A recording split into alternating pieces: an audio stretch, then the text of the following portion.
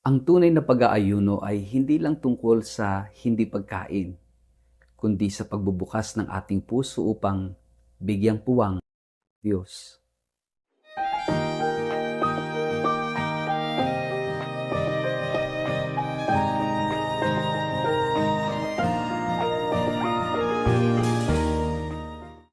Ang mabuting balita ng Panginoon ayon kay San Mateo. Lumapit kay Jesus ang mga alagad ni Juan na tagapagbautismo at siya'y tinanong, "Kami po ay madalas mag-ayuno, gayon din ang mga Pariseyo. Ngunit bakit hindi po nag-aayuno ang inyong mga alagad?" Sumagot siya, "Dapat bang malungkot ang mga panauhin sa kasalan habang kasama pa nila ang lalaking ikinasal? Kapag wala na ito, saka pa lamang sila mag-aayuno." Ang mabuting balita ng Panginoon. Word of the day, hear what God has to say.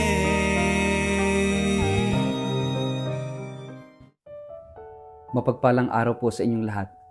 Kumusta po kayo? Ang ating pong word of the day ay preparation.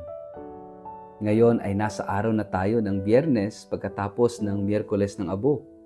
At patuloy ang ating paghahanda ng ating sarili, lalong-lalo na sa panahon ng Kwaresma na kung saan tayo ay naglalakbay para ipagdiwang ang sentrong misteryo ng ating buhay pananampalataya at ng kwento ng ating kaligtasan.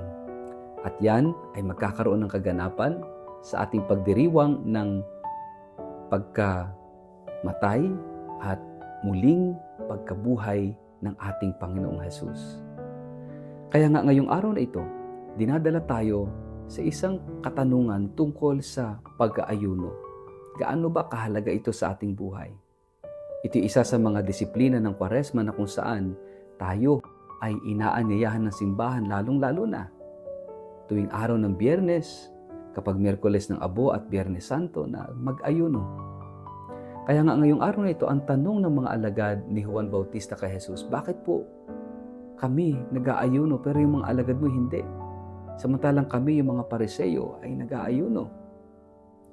Of course, para kay Jesus, no, sa ating Panginoon, hindi niya binabasag, hindi niya sinisira ang banal na kasulatan na nagtuturo ng pag-aayuno.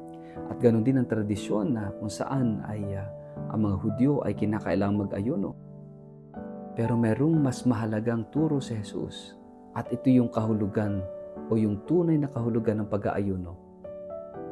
Marami sa atin siguro, ngayong panahon ng Kwaresma, isinasabay ang pagdadayet, isinasabay ang pagbabawas ng timbang.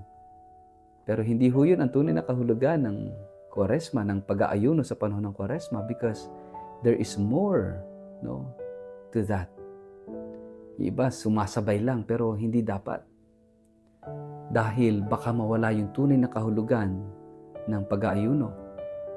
Yung iba naman is just mere ritual. Yun ang pagtingin sa ayuno na ito'y isang ritual na dapat i-fulfill at kapag na-fulfill yung ritual, para bang you feel satisfied and you feel fulfilled sa iyong obligasyon. Baka mayroon pang mas malalim na pagtingin dito. At doon tayo dinadala ni Jesus. Kaya nga ang tanong kay Jesus, bakit po hindi nag-aayuno yung mga alagad? Ang sagot ng Panginoon, kailangan bang mag-ayuno ang mga inanyayahan sa handaan habang nandun pa ang lalaking ikinasal? Makikita natin dito na dinadala tayo ni Jesus sa tunay na kahulugan ng pag-aayuno. Pero maintindihan natin siya in the context of relationship. Yung ugnayan ng mga inanyayahan sa kasalan at ng lalaking ikinasal.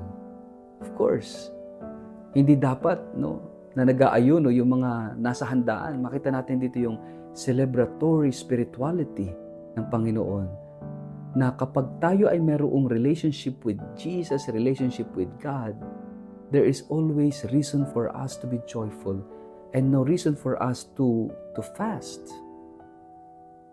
Pero sabi ng Panginoon, kapag nawala o kinuha na sa kanila ang lalaking ikinasal, doon lamang sila mag-aayuno.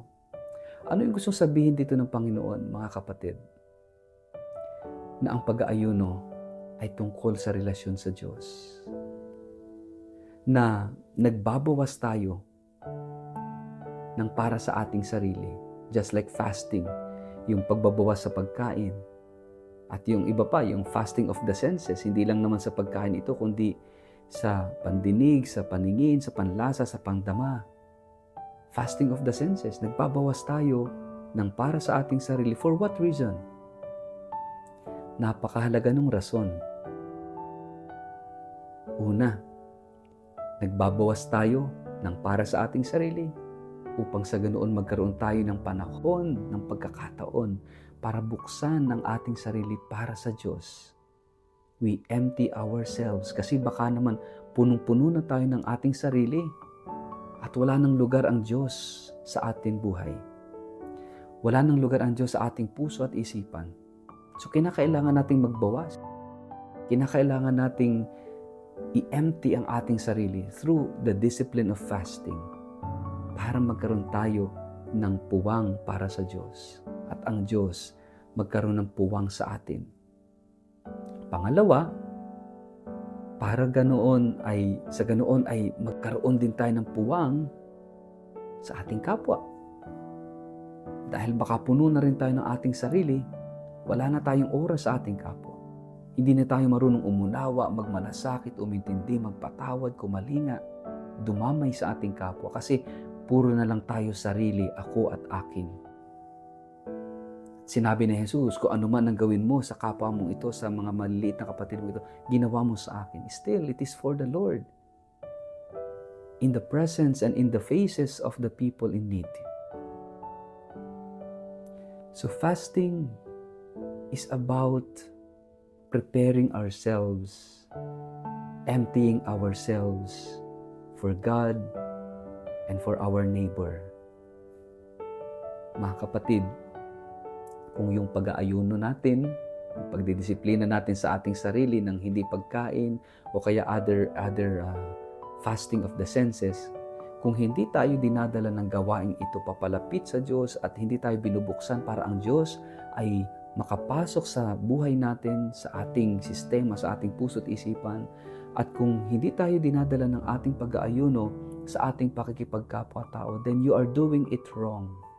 Maling-mali ang pagsasagawa natin ng pag-aayuno.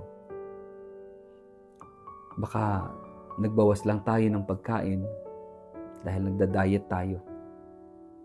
Pero it doesn't mean that you are doing fasting the right thing, the right way. Mga kapatid, sana mag-fasting tayo, mag-ayuno tayo, magbawas ng sarili, ng para sa sarili, upang sa ganoon, magkaroon tayo ng panahon para sa Diyos, bigyan natin siya ng puwang sa ating puso at isipan sa ating buhay. Ganon din bigyan natin ng puwang ang ating kapwa sa ating sarili. Ito ang tunay na kahulugan ng pag-aayuno. Inihahanda natin ang ating sarili sa pagtanggap sa Diyos at sa pagtanggap sa ating kapwa. Sa ngalan ng Ama at ng Anak at ng Espiritu Santo. Amen. Ama naming Diyos, tuloy po kayo sa aming puso, sa aming isipan at sa aming buhay. At naway sa aming pagpapatuloy sa iyo ay maging bukas din kami sa pagpapatuloy sa aming kapwa. Amen. Pagpalain po kayo't ingatan ng makapangyarihang Diyos, Ama at Anak at Espiritu Santo. Amen.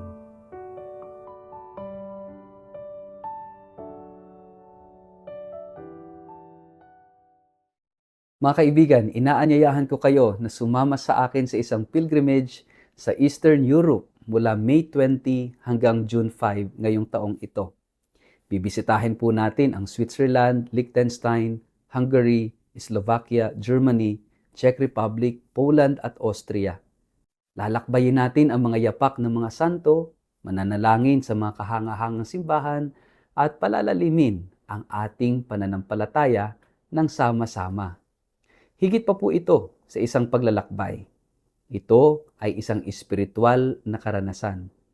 Kaya sana, huwag nating palampasin ang pagkakataong ito. At para po sa mga karagdagang detalye ng pilgrimage na ito, at kung gusto nyo magpareserba, makipag-ugnayan po kayo kay Toby sa 0917-317-4536 o mag-email sa inquiry@tobiyahe.com. Magsama-sama po tayong maglakbay sa pananampalataya at maranasan ang presensya ng Diyos sa puso ng Europa, lalong-lalo na ngayong Hubileo ng Pag-asa. Magkita-kita po tayo.